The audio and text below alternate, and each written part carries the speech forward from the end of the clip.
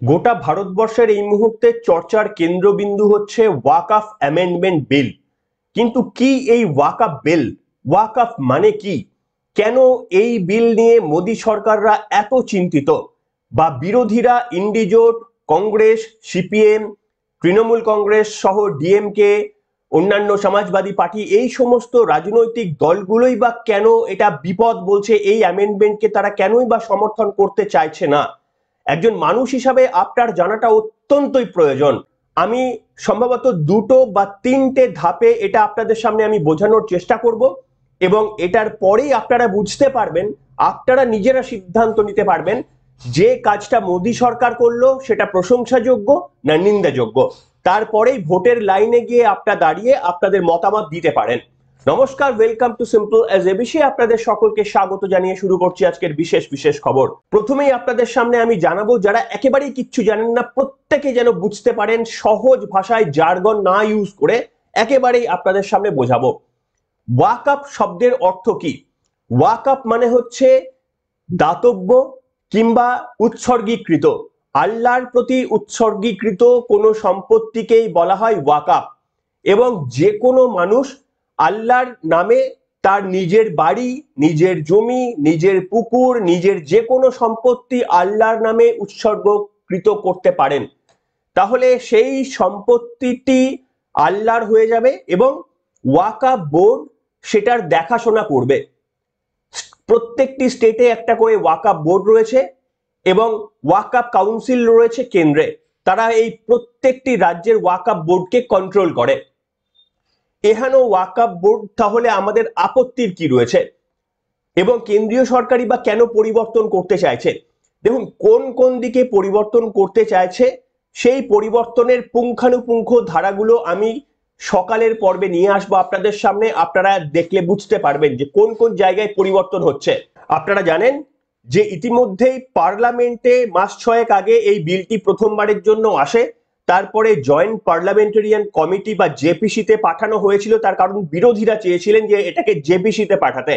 এবং সেখানে জেপিসিতে তৃণমূল কংগ্রেসের এমপি কল্যাণ বন্দ্যোপাধ্যায়ের আচরণ আপনারা জানেন, কিভাবে কাঁচের বোতল ছুঁড়ে মেরেছিল, মানে মারার চেষ্টা করেছিলেন জগদম্বিকা পালকে, যিনি ওই জেপিসি কমিটির চেয়ারম্যান ছিলেন।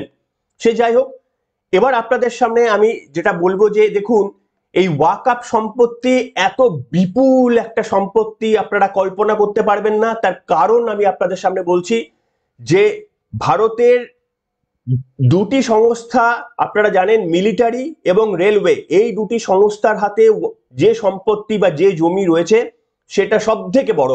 প্রথমে মিলিটারি, তারপরে রেল। কিন্তু সেগুলো সাধারণ মানুষের প্রত্যেকের কাজে আসে, হিন্দু, মুসলমান, শিখ, খ্রিস্টান সকলের কাজে আসে। এবং এরপরে আপনারা অবাক হয়ে যাবেন, ধর্মের ভিত্তিতে ভাগ হওয়া ভারতবর্ষের মতো এত বড় একটা দেশে সেখানে ওয়াকফ সম্পত্তি হচ্ছে তৃতীয় স্থানে রয়েছে। একবার কল্পনা করে দেখুন, মিলিটারি, তারপরে হচ্ছে রেলওয়ে, 3 নম্বর স্থানে রয়েছে এই ওয়াকফ সম্পত্তি। আপনাদের যাদের অবিশ্বাস রয়েছে তাদের জন্য আমি বলে দিচ্ছি, এই তথ্যটা আমি কেন্দ্রীয় সরকারের ওয়েবসাইট থেকে সংগ্রহ করেছি, যাতে ইন্টারনেটের কোনো সংগ্রহ থেকে মিথ্যে তথ্য আপনাদের না ছড়ায়। যা বলছি একেবারেই প্রকাশিত তথ্য কেন্দ্রীয় সরকারের।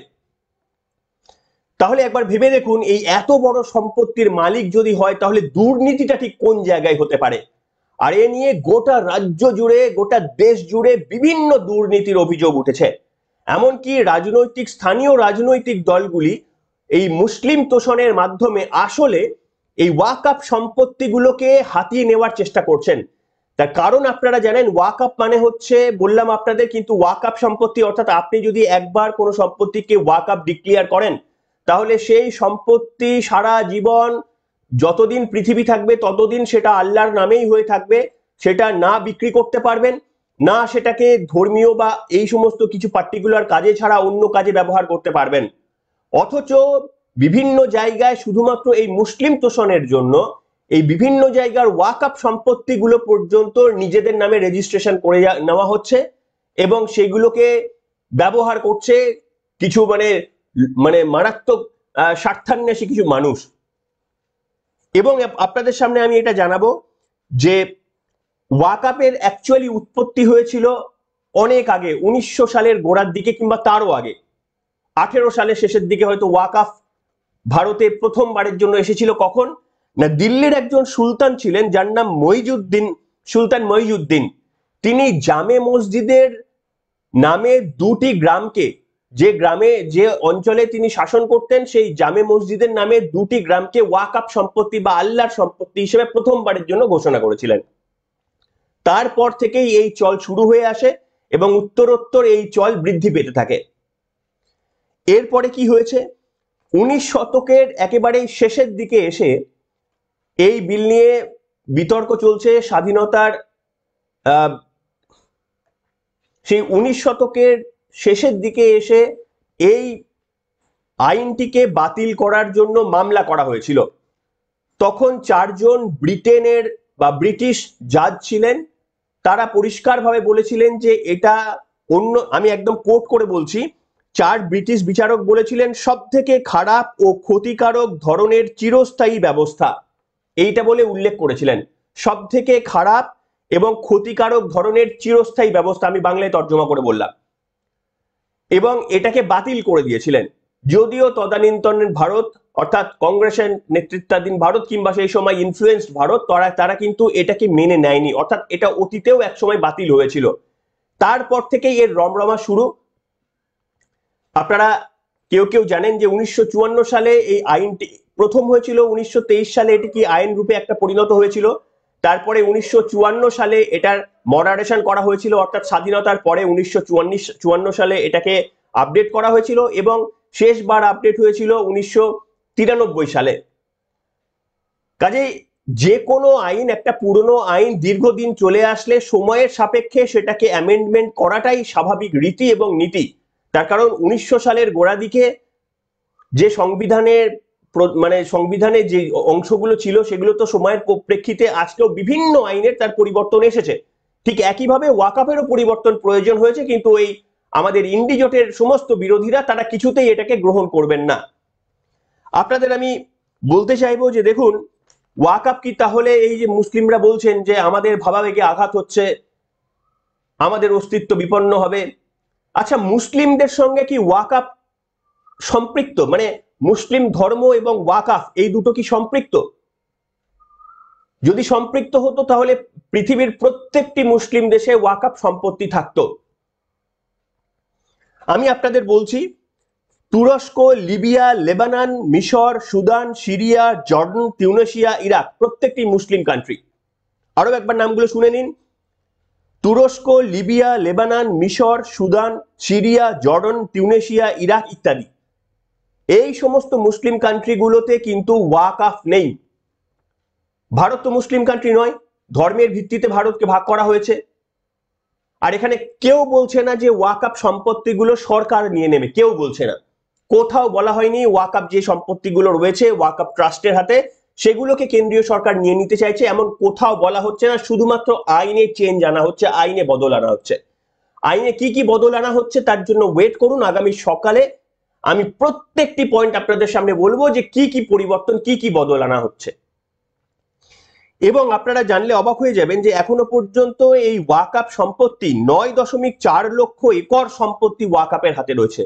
9.4 লক্ষ একর। একবার কল্পনা করে দেখবেন, আপনাদের যদি কারুর 1-6টা জমি থাকে তাহলে কল্পনা করে দেখবেন 9.4 লক্ষ একর, এবং এটা এত বাড়ছে। আর একবার আল্লাহর নামে যদি জমিটি হয়ে যায় ওয়াকাফে, সেটা তো আর ফিরিয়ে আনতে পারবেন না। অর্থাৎ ভারত ক্রমশ ছোট হতে থাকছে, ভারতের আয়তন কার্যত ভারতের মধ্যে থেকেই কমতে থাকছে। তার কারণ, এবং আমি দেখছিলাম সংসদের এই যে আলোচনা, সেখানে অনেকেই প্রশ্ন করছেন যে এই ওয়াকাফ সম্পত্তিতে নিশ্চিতভাবে কবরস্থান রয়েছে কিংবা ধরুন সেখানে মসজিদ হয়েছে, সেরকম প্রচুর রয়েছে। সেটা ঠিক, সেগুলো দরকার, সেগুলো করাটা অবশ্যই দরকার। কিন্তু কটা স্কুল রয়েছে ওয়াকাফ এই প্রপার্টির মধ্যে? কটা হাসপাতাল রয়েছে? কটা সমাজকে এগিয়ে নিয়ে যাওয়ার মতো ইনফ্রাস্ট্রাকচার তারা বানিয়েছেন, যেখানে সাধারণ মানুষেরও প্রবেশ রয়েছে, অমুসলিমদের প্রবেশ রয়েছে? তাহলে ভারতকে এইরকম ভাবে সংকুচিত করে দেওয়ার মানে কি? এরপরে দেখুন, এবং বিতর্কটা আপনারা জানেন যে আমি যদি বলে দিই 3 তালাকের মতো যে এটা ওয়াকাফ সম্পত্তি, ব্যাস ওয়াকাফ সম্পত্তি হয়ে গেল। ধরুন একটা বড় কমপ্লেক্স রয়েছে, একটা বড় কমপ্লেক্সের মধ্যে আমার একটা ফ্ল্যাট রয়েছে, ওই ফ্ল্যাটটা আমি বলে দিলাম এটা আমি ওয়াকাফ সম্পত্তি দান করে দিলাম। সঙ্গে সঙ্গে কি হবে, ওটা একটা ধরুন মসজিদ হয়ে গেল, সেখানে সবাই আসবে প্রার্থনা করতে। এবার একটা সোসাইটির মধ্যে একটা ধর্মীয় স্থান যদি হয়ে যায়, তাহলে বাকি সোসাইটির সাধারণ মানুষের তাদের কি অবস্থা হবে? একটা সোসাইটির মধ্যে আপনি ধরুন একটা মন্দির হয়ে গেল, একটা ফ্ল্যাট তো ছেড়ে দিয়ে আমি মন্দির করে দিলাম, ওখানে সারাদিন আওয়াজ হচ্ছে, এমনি 5 ওয়াক্তের নামাজ পড়া হয়, হিন্দুদের ধরুন মাইক লাগিয়ে প্রতিদিন মানে ঠাকুর কীর্তন চলছে, তাহলে সেখানে কি বাসস্থান বাসযোগ্য হলো যারা আশেপাশে থাকলেন? কত বড় প্রবলেমের ভাবুন। এবং এই যে এটা হচ্ছে, এবং আপনাদের সামনে আমি একটা গল্প বলবো যে এটা কত মারাত্মক। তামিলনাড়ুর একটি গ্রাম, আগেও বলেছিলাম, তার নাম হচ্ছে চিরুথেন্তুরাই। সেই তিরুচেন্তুরাই গ্রামের একজন কৃষক, তিনি অত্যন্ত গরিব ছিলেন, চাষাবাদ করে জীবন কাটাতেন, কিন্তু একটা সময় প্রবল আর্থিক অনটনের সম্মুখীন হয়েছিলেন। সেই আর্থিক অনটনের সম্মুখীন হবার পর থেকে তিনি ভাবছিলেন যে কি করে এখান থেকে বেরিয়ে আসা যায়। তারপরে তিনি ভাবলেন যে তার কিছু জমি জমা রয়েছে, সেটা তিনি বিক্রি করবেন চিরুতেন্তুরাই তামিলনাড়ুর একটি গ্রামে। যখন বিক্রি করতে গেলেন, তখন তিনি জানতে পারলেন ওই গ্রামটিকে কেউ নাকি আল্লাহর সম্পত্তি বা ওয়াকাফ হিসাবে দান করে দিয়েছেন। অর্থাৎ তার নিজের বাড়ি, নিজের জমি, সেটা ওয়াকাফ প্রপার্টি হয়ে গেছে, তিনি নিজেও জানতেন না। এইভাবে একবার ভেবে দেখুন যে আজকে আপনি যে জায়গাটায় থাকেন, সেই জায়গার একটা ইতিহাস খুঁজে যদি কেউ বলে যে এইখানে আগে এই সম্রাট, এই বাদশাহ রাজত্ব করত এবং তিনি এটাকে ওয়াকাফ হিসেবে দান করে গিয়েছেন, তাহলে আপনার ওই পুরো গ্রাম, ওই পুরো শহরটা কিন্তু রাতারাতি ওয়াকাফ সম্পত্তিতে পরিণত হতে পারে।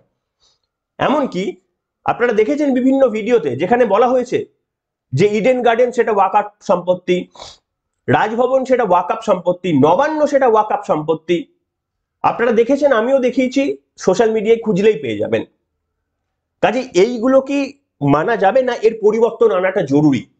শুধুমাত্র এই মুসলমানদের, সংখ্যালঘুদের তোষণ করার জন্য কি এই আবদারগুলো মেনে নিতে হবে? বলুন, তাহলে দিয়ে দিন, তাহলে বলুন নবান্নকে দিয়ে দিন ওয়াকাফ বলে, মমতা বন্দ্যোপাধ্যায়কে নামিয়ে দিন, রাজভবন থেকে রাজ্যপালকে সরিয়ে ওটা ওয়াকাফ সম্পত্তি করে দিন, মসজিদ বানিয়ে দিন। যারা তারা বলছে ইডেন গার্ডেনকে খেলা বন্ধ করে দিয়ে একটা মসজিদ, একটা বড় মসজিদ করে দিন মধ্যে। এই জন্য তো ইন্ডি জোটের নেতৃত্বরা লড়াই করছেন গিয়ে। আপনি মসজিদের জায়গায় ছেড়ে দিন না, আপনি কি মন্দির বানাতে, আমি হিন্দু হয়ে বলছি, আপনি হিন্দু হয়ে বলুন, আপনি মন্দির বানাতে দেবেন? নবান্নকে একটা মন্দির বানিয়ে দেবেন?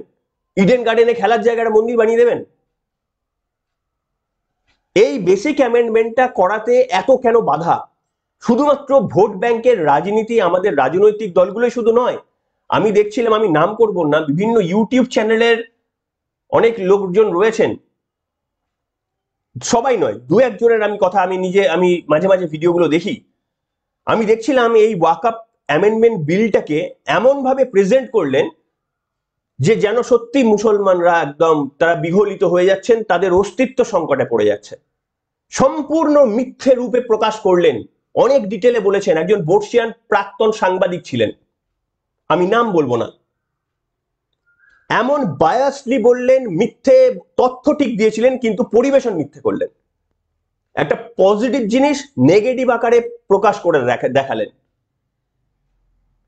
সেই কারণেই আপনাদের সামনে বলছি যে দেখুন, এখানে হিন্দু মুসলমানের ব্যাপার নেই। আজকে ভারতের সম্পত্তির, অনেকে আবার বলছেন এটা মিথ্যে তথ্য, যে না এই তথ্যটা যে মিলিটারি রেলওয়ের পর ওয়াকআপ সম্পত্তি হচ্ছে সব থেকে বড় সম্পত্তি, অনেকে বলছেন এটা মিথ্যে তথ্য। আমি বলছি কেন্দ্রীয় সরকারের ওয়েবসাইট থেকে এই তথ্য আমি সংগ্রহ করেছি, অফিসিয়াল ওয়েবসাইট থেকে এই তথ্য আমি সংগ্রহ করেছি, কোনো অন্য ইউটিউব বা কোনো অন্য ওয়েবসাইট থেকে নয়, যে কোনো মানুষ ব্লগে লিখে দিয়েছেন বা উইকিপিডিয়ায় লিখে দিয়েছেন, না, কেন্দ্রের প্রকাশিত ওয়েবসাইট থেকে আমি এই তথ্য সংগ্রহ করেছি। এবার তাহলে ভাবুন, এটাই কি হওয়া উচিত ছিল? মিলিটারি রেলওয়ের পর ওয়াকআপ সম্পত্তি দুদিন পর এদেরও তো ছাপিয়ে যাবে। যদি আজকে থামানো না যায় তাহলে এর শেষ কোথায়? দুদিন পর তো একেবারেই ভারতের সব থেকে বেশি সম্পত্তির মালিকেরা হয়ে যাবেন। কিন্তু হোক, আমরা যদি সকলে জানতাম যে আমাদের পাড়ায় একটা ওয়াকআপ সম্পত্তি রয়েছে, সেখানে একটা সব থেকে দামি এবং একটা মডারেট স্কুল তৈরি করা হয়েছে, মডার্ন আধুনিক স্কুল রয়েছে, যেখানে সমস্ত বাচ্চা, আমার বাচ্চাও যায়, আপনার বাচ্চাও যায় পড়তে, সব থেকে মানে উচ্চমানের শিক্ষা সেখানে দেওয়া হয়, তাহলে কেউ আপত্তি করতেন? একটা ওয়াকআপ সম্পত্তি আপনার পাড়ায় রয়েছে, আপনারা জানেন, সেখানে একটা কলেজ তৈরি করা হয়েছে, সেখানে আপনার ছেলে মেয়ে পড়েছে এবং সেখান থেকে পড়ে একটা বিদেশে চাকরি করছে বা মোটা টাকার চাকরি করছে সেখান থেকে।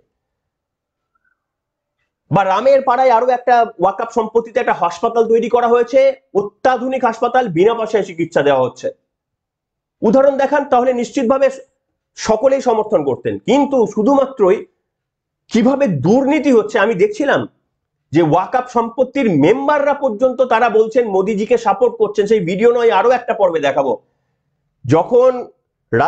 যখন পার্লামেন্টে এই বিল পাস হচ্ছে, তখন রাস্তায় মুসলিম মহিলারা, মুসলিম সমাজের প্রচুর মানুষ রাস্তায় নেমে মোদিজিকে বলছেন উই সাপোর্ট ইউ, বিকজ এখানে এত করাপশন হয়েছে, এত করাপশন হচ্ছে, তারা কিচ্ছু পান না। সাধারণ মুসলিম পরিবারের মানুষরা তারা এখানেও ব্রাত্য, কিন্তু তাদের উদ্দেশ্যে ব্যবহার করে। আপনারা বলুন না, কিছু কিছু জায়গায় ওয়াকআপ সম্পত্তিতে নিশ্চিতভাবে মসজিদ রয়েছে, নিশ্চিতভাবে কবরস্থান রয়েছে। এই দুটোই কি আপনাদের একমাত্র জায়গা পাওয়ার? আপনাদের জীবনে বেঁচে থাকার জন্য কি আর কোনোটাই প্রয়োজন নেই? মসজিদ এবং কবরস্থান ছাড়া আপনাদের জীবনে কি আর কোনো কিছুর প্রয়োজন নেই? তাহলে আপনারা বলুন যে আপনি কোন কোন ওয়াকআপ সম্পত্তিতে আপনি নিজের ছেলেকে স্কুলে পাঠান বিনা পয়সায় পড়ার জন্য, হাসপাতালে যান, দোকান বাজার রয়েছে, সেখানে সব মানুষ খুব কম দামে শস্য কিনতে পারে। একটা ভালো জিনিসের উদাহরণ দিন। তাহলে এই সম্পত্তিগুলো, আল্লাহ কি এত সম্পত্তি নেয়? আপনারা খুব ভালো করে জানেন, আল্লাহ ভগবান এরা কিচ্ছু নেয় না, এরা দেয় সবাইকে। এদের এদের এদের কিছু অভাব আছে বলে মনে করেন? আল্লাহর কিছু অভাব রয়েছে?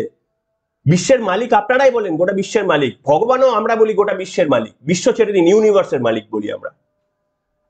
তাদের কিছু অভাব রয়েছে, তাদের আমাদের নিয়ে চলতে হবে, এইটুকু বোঝার তো আমাদের জায়গা রয়েছে।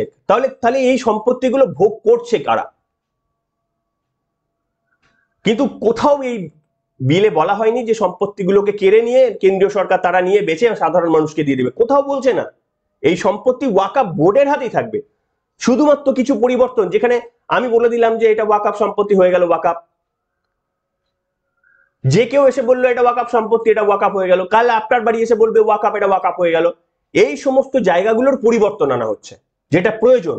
ওয়াকআপ সম্পত্তির মধ্যে ট্রান্সপারেন্সি আনা হচ্ছে, সেইটুকু সততা আমরা দেখাতে পারবো না। আপনি আগামী পর্বে আপনাদের সামনে বাকি অংশটা বলবো, যে কি কি পরিবর্তন হচ্ছে সেটা ডিটেলে বলবো।